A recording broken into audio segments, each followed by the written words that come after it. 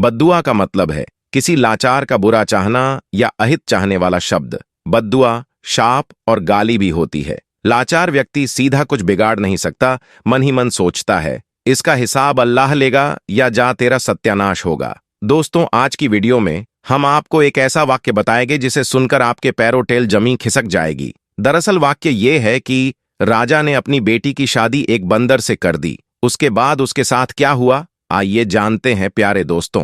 पहले के जमाने में एक नेक बादशाह था। एक मर्तबा बादशाह अपने वजीरों के साथ सैर के लिए निकला। जंगल के करीब डेरे डाले गए। जब खाने का वक्त हुआ तो दस्तरख्वान बिछाया गया। इतने में बादशाह ने देखा कि एक बहुत बड़े दरख्त पर एक बंदर बैठा हुआ सब कुछ खामोशी के साथ देख रहा है। उसमें बंदरों वाली कोई भी हरकत नहीं थी। बादशाह ने कहा कि थोड़ा सा खाना इस बंदर के सामने भी डाल दो। नौकरों ने थोड़ा सा खाना उस बंदर के सामने भी डाल दिया। बंदर पेड़ से नीचे उतर कर आता है और एक ठीकरी लेकर कोयले से कुछ लिखता है और फिर बंदर ने वो ठीकरी बादशाह को दे दी। ठीकरी पर लिखा हुआ था, मैं ऐसे खाने नहीं खाऊंगा, बल्कि जैसा दस्तरख्वान बादशाह के लिए लगाया गया है वैसा ही मेरे लिए भी लगाया जाए। बादशाह को यह देखकर बड़ी हैरानी हुई। बादशाह ने हुक्म दिया कि इसके लिए भी एक ऐसा ही दस्तरख्वान लगाओ जैसा कि मेरे लिए लगाया गया है। इसके बाद बंदर दरख्त से नीचे उतरकर आया और खाना खाकर फिर से दरख्त के ऊपर चढ़ गया।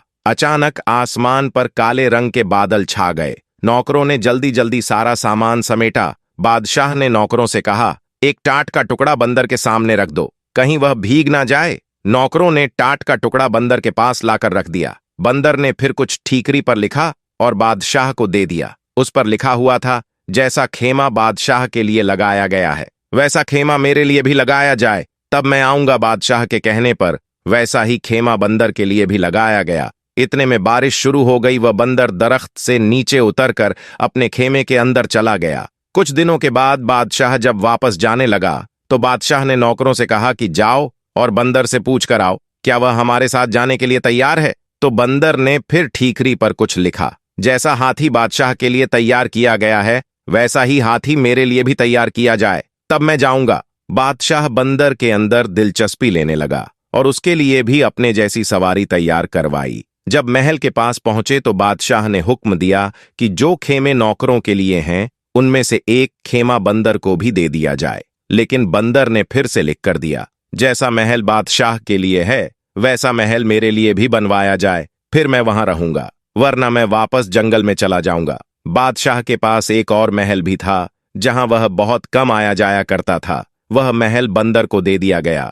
बादशाह की बीवी और नौकरों को बंदर से बहुत ज्यादा चिढ़ हो गई थी। इधर बंदर ने बादशाह के महल में भी आना जाना शुरू कर दिया। बंदर मुकदमे बहुत ही गौर से सुनता। जब बादशाह कोई गलत फैसला लेने वाला होता तो बंदर बादशाह के हाथ से फौरन कागज को लेकर फाड़ देता और कलम से सही फैसला लिखकर बादशाह के हाथ में दे देता। शुरू में तो बादशाह को बहुत गुस्सा आया, लेकिन फिर बादशाह समझ गया कि बंदर की वजह से वह बहुत सारी गलतियों से बच गया है। उस बादशाह की एक खूबसूरत बेटी थी। बादशाह अपनी बेटी से दिल जान से ज्यादा मोहब्बत करता था। बंदर को देखने का शौक बादशाह की बेटी को भी पैदा हो गया। एक दिन शहजादी अपनी सहेलियों के साथ बंदर को देखने के लिए आई। जब बंदर ने शहजादी को देखा तो उसे देखकर वह घूरने लगा। शहजादी बंदर के डर से महल के अंदर भाग गई और उसके बाद से यह होने लगा कि शहजादी की जब भी बन संवरकर अपना चेहरा आईने में देखती तो पीछे से बंदर का चेहरा नजर आ जाता। पता नहीं कैसे बंदर उसके कमरे में घुस जाता।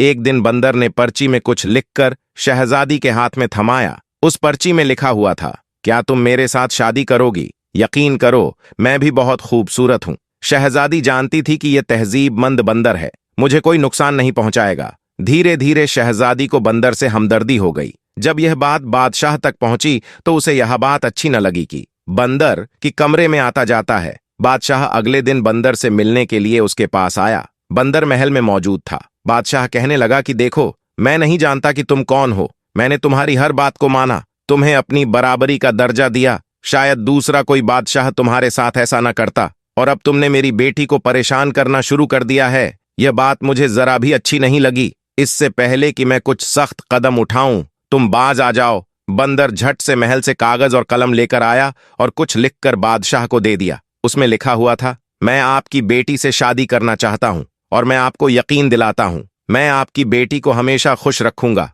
बादशाह तो यह पढ़कर हक्का बक्का रह गया कि अपनी फूल जैसी शहजादी की शादी इस बंदर से यह तो कभी भी नहीं हो सकता। बादशाह ने कहा कि ऐसा तो मेरी जिंदगी में कभी हो ही नहीं सकता। बंदर ने लपक कर बादशाह की कमर से तलवार निकाली और दूसरे हाथ से लिखा, अगर ऐसा आपकी जिंदगी में नहीं हो सकता तो मरने के लिए तैयार हो जाइए। मैं आपको मारकर आपकी बेटी से शादी कर लूंगा। आप मेरे मोहसिन हैं, आपने मुझे इस महल में रखा, मेरे खाने पीने का इंतजाम किया। मैं आपको मारकर अपने हाथ आपका खून से रंगना नहीं चाहता।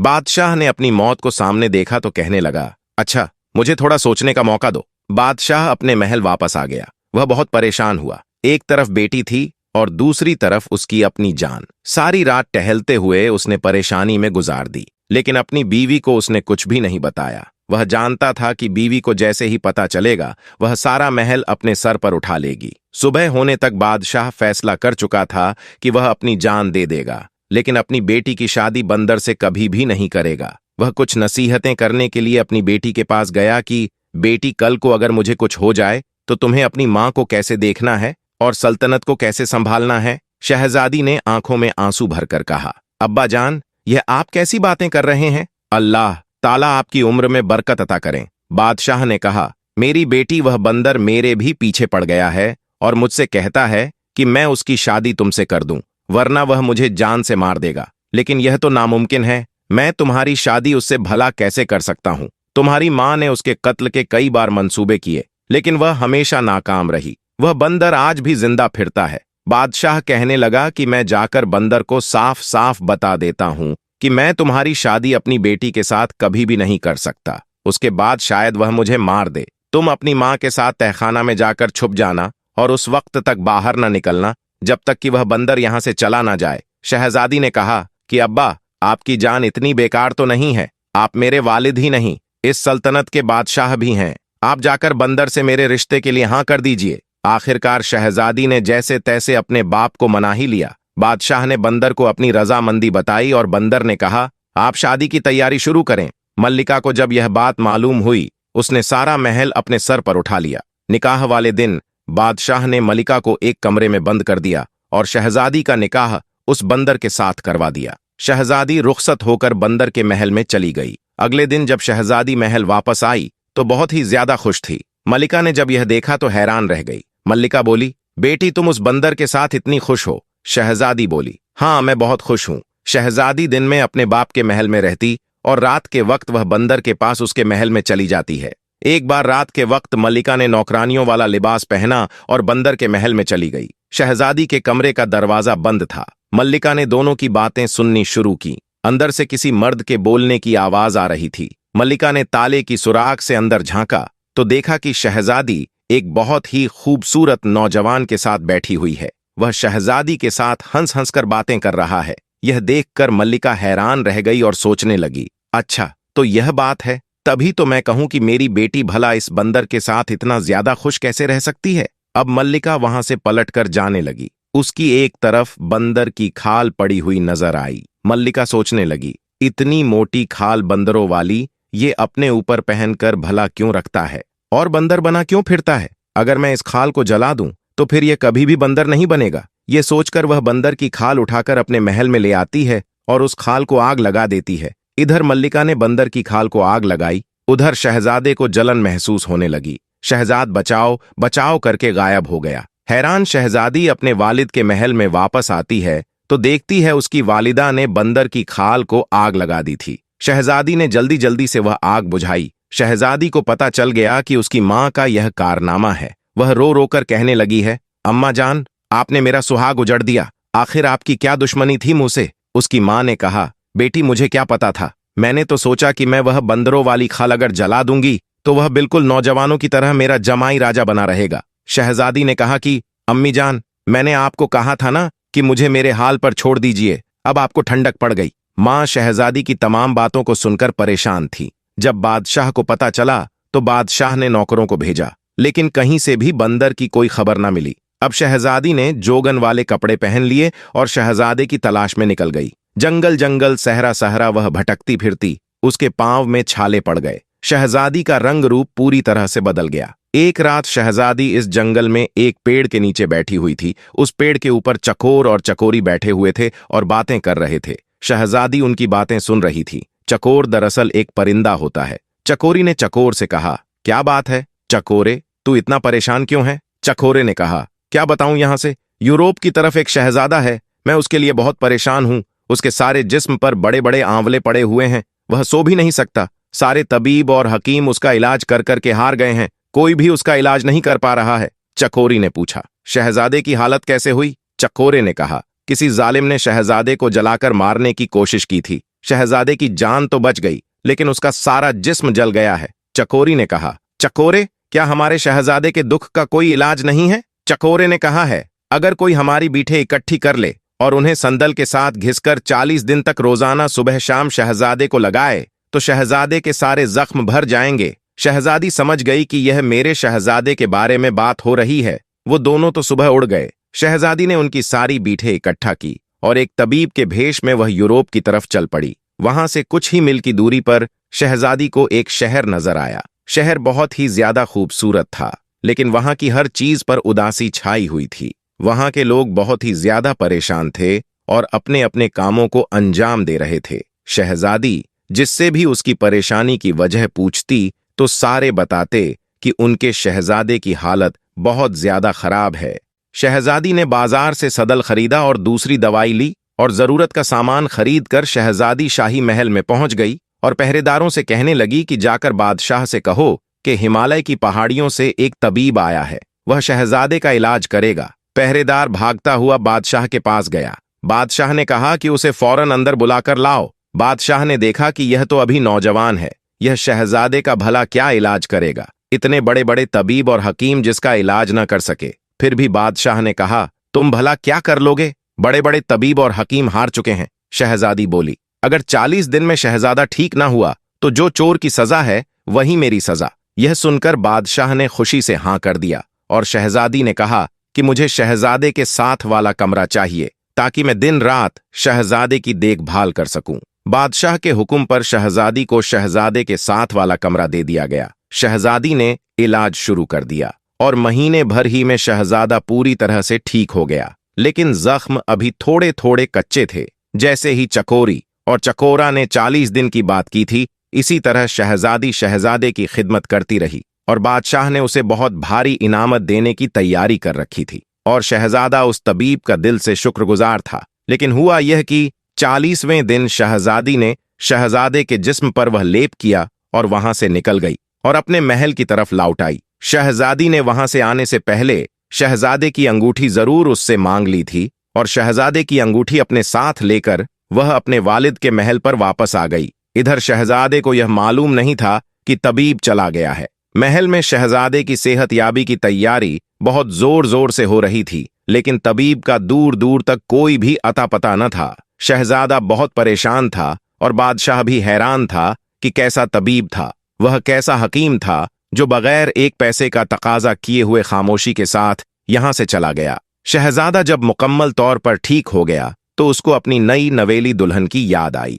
एक दिन वह अपने वालिद से इजाजत लेकर शिकार के बहाने से निकाला और सीधा अपने ससुराल चला गया। उसने शाही लिबास पहन रखा था, उसके साथ फौज का एक शाही दस्ता भी था। नौकरों ने उसे बड़े ही एहतराम के साथ महल में बिठाया और बादशाह को खबर दी। बादशाह बेटी के गम में वक्त से पहले ही बूढ़ा हो चुका था। शहजादे ने बड़े ही अदब से बादशाह को सलाम पेश किया। बादशाह ने कहा, बेटा तुम कौन हो, कहां से आए हो? शहजादे मालूम देते हो, लेकिन मैं तुम्हें नहीं जानता हूं और मैंने तो इससे पहले तुम्हें कभी देखा भी नहीं है। शहजादे ने कहा, ए मेरी मोहसिन, आप भले ही मुझे नहीं जानते, लेकिन मैं आपको कभी भी नहीं भूल सकता हूं।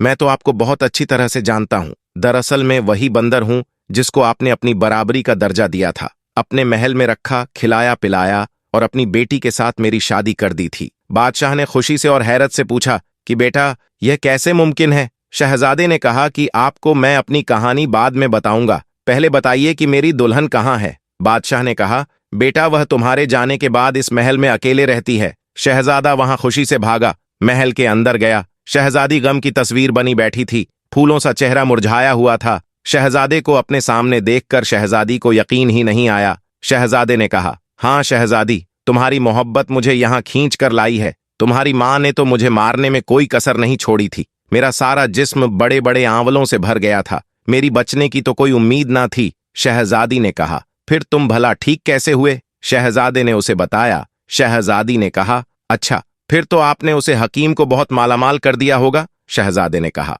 नहीं, हैरत की बात यह है कि उसने हमसे कुछ भी ना लिया सिवाय मेरी एक अंगूठी के, और वह चुपचाप वहां से चला गया। शहजादी ने उसे अंगूठी दिखाते हुए पूछा, क्या यही आपकी अंगूठी है? शहजादे ने कहा, हाँ, लेकिन यह तुम्हारे पास कैसी आई? शहजादी ने कहा, क्योंकि तबीब कोई और नहीं बल्कि मैं ही थी। फिर शहजादी ने उसे पूरी कहानी सुनाई। शहजादी ने कहा, मेरी माँ भी आपकी दुश्मन नहीं थी। जब मेरी माँ ने आपको इंसान बना हुआ देखा तो उसने बंदर की खाल को जला दिया। ना यह खाल होगी, ना आप दोबारा बंदर बनेंगे। शहजादी बोली, गलती आपकी भी है कि आपने मुझे कभी भी बंदर बनने की वजह बताई ही नहीं, वरना मैं उसे खाल को अपनी जान से ज्यादा हिफाजत के साथ रखती। शहजादे ने कहा, दरअसल मुझे यह सारी बातें बताने का कभी मौका ही नहीं मिला। तकरीबन 1 साल पहले की बात थे। मैं शिकार करने के लिए निकला और मेरे साथ नौकर भी थे। जंगल में मुझे एक हिरण नजर आया। मैंने उस पर तीर चलाया। वह हिरण मेरी आंखों से ओझल हो गया। मैं उस हिरण की तलाश में निकला।